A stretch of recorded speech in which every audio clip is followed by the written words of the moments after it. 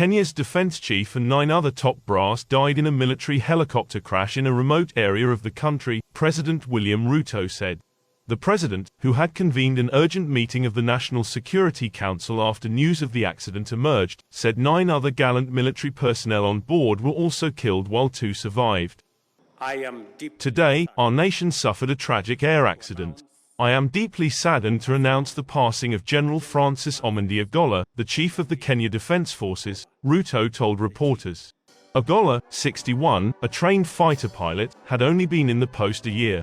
Ruto said the Kenya Air Force had dispatched an investigation team to establish the cause of the crash, which took place in Elgeyo Marakwet County, about 400 kilometers northwest of the capital Nairobi. Ogolla's helicopter went down shortly after takeoff from the village of Chesagon, where he and his entourage had been visiting a school after making stops in other areas to see Kenyan troops and other sites. Ruto announced 3 days of mourning, with official flags to fly at half-mast.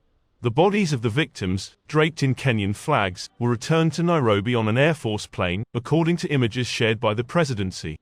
Kenyan media reports said this was the 5th military chopper crash in 12 months, with claims the aircraft were old and poorly maintained. Kenyan authorities have long battled insecurity in the North Rift region, with armed bandits and cattle rustlers rampant. The Bell UH-1B helicopter, nicknamed the Huey, was developed in the 1950s and widely used by the U.S. military during the Vietnam War. The helicopter burst into flames after crashing and it had more than 10 senior commanders on board including General Ogolla, a police officer had said. Ogolla was appointed chief of the defense forces by Ruto in April last year after a near 2-year stint as deputy.